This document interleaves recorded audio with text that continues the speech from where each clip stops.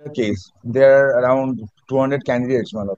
What happened in 2017-19? NIOS DLED degree is by order of the Supreme Court, it is valid. NCT published a notification directing all the states to consider the same. Subsequently, Honorable Supreme Court clarified its judgment, stating that degree is valid.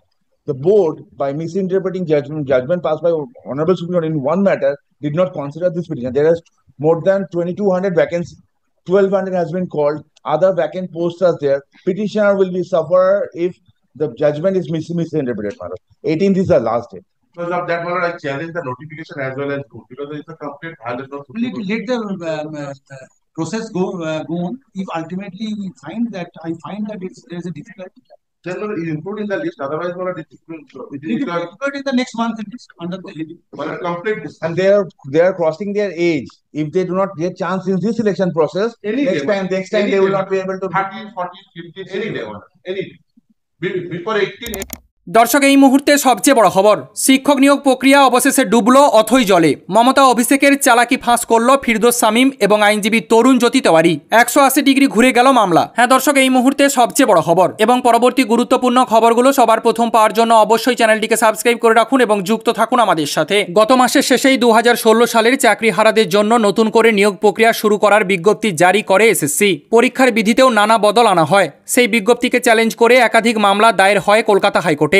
অবকাশকালীন বেঞ্চের অনুমতিতে বঞ্চিত চাকরি প্রার্থীদের একাংশ এই মামলাগুলি করেছিলেন। এদিন বঞ্চিত চাকরি প্রার্থীদের আইনজীবী ফিরদৌস শামীম এবং আইনজীবী তরুণ জ্যোতি তেওয়ারি কলকাতা হাইকোর্টের দৃষ্টি আকর্ষণ করেন। একই যোগে তাদের দাবি 2025 সালের নিরিখে 9 বছর আগে নিয়োগ প্রক্রিয়ার বিধি নির্ধারণ করা একদমই অযৌক্তিক। শুধু তাই নয়, 2016 এবং 2025 সালের নম্বরের তুলনা করলে দেখা যাবে আগে 55 নম্বরের লিখিত পরীক্ষা হতো, সেখানে এখন 60 নম্বরের লিখিত পরীক্ষা নেওয়া হবে বলে জানানো হয়েছে।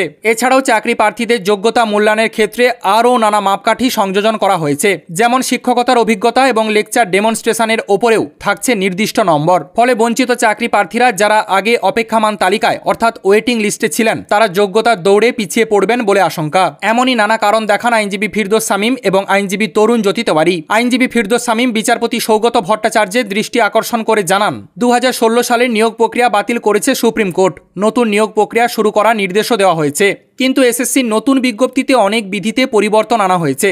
এই বিজ্ঞপ্তি 2016 সালের বিজ্ঞপ্তির অনুরূপ নয়। নতুন এই বিজ্ঞপ্তি অনুযায়ী নিয়ম বদল হলে বঞ্চিত চাকরি প্রার্থীদের সুযোগ আরও কমে যাবে। এরপরই বিচারপতি সৌগত ভট্টাচার্য জানান, এসএসসির নতুন বিজ্ঞপ্তি সংক্রান্ত বিষয়ে এখনই হস্তক্ষেপ করবে না কলকাতা হাইকোর্ট। বিচারপতি জানান, আপাতত নিয়োগ প্রক্রিয়া স্বাভাবিকভাবে চলতে থাকবে। এর মধ্যে ফের কোনো অসুবিধা বা সমস্যা তৈরি হলে তখন আদালত বিষয়টি দেখবে। অন্যথায় আগামী জুলাই মাসে মামলা শুনবে কলকাতা হাইকোর্ট। অর্থাৎ স্কুল সার্ভিস কমিশনের নতুন বিজ্ঞপ্তিকে চ্যালেঞ্জ করে মামলা দ্রুত শুনতে রাজি হল না এদিন কলকাতা হাইকোর্ট। এর আগে স্কুল সার্ভিস কমিশনের নতুন বিজ্ঞপ্তিকে উল্লেখিত বিধির বিরোধিতা করে একাধিক মামলা হয়েছিল কলকাতা হাইকোর্টে। সেই মামলার পরিপ্রেক্ষিতেই সোমবার উচ্চ আদালতের তরফে স্পষ্ট জানানো হয়েছে এখনই নিয়োগ প্রক্রিয়ায় হস্তক্ষেপ করা হবে না। আর এই প্রসঙ্গে প্রশ্ন করা হলে বিশিষ্ট আইনজীবী তরুণ জ্যোতি তেওয়ারি আমাদেরকে জানিয়েছেন, রাজ্যের শিক্ষক নিয়োগ প্রক্রিয়া অবশেষে ডুবেই রইল অথই জলে। মমতা এবং অভিষেক যে গভীর জলের মাছ, আজ সেদিন কলকাতা হাইকোর্টে প্রমাণ হয়েই গেল। আমি বিচারপতিকে নিয়ে বিশেষ কোনো মন্তব্য করতে চাই না, এমনই কড়া ভাষায় এদিন একটা ইঙ্গিত করলেন আইনজীবী তরুণ জ্যোতি তেওয়ারি। তো দর্শক, কেন আইনজীবী তরুণ জ্যোতি তেওয়ারি বিচারপতি সৌগত ভট্টাচার্যকে নিয়ে বিশেষ কিছু বলতে চাইলেন না, এই ব্যাপারে আপনাদের কি মতামত রয়েছে অবশ্যই কমেন্ট সেকশনে কমেন্ট বক্সে জানাবেন। আপাতত এতটাই। পরবর্তী গুরুত্বপূর্ণ খবরগুলো সবার প্রথম পাওয়ার জন্য অবশ্যই চ্যানেলটিকে সাবস্ক্রাইব করে রাখুন এবং যুক্ত থাকুন আমাদের সাথে।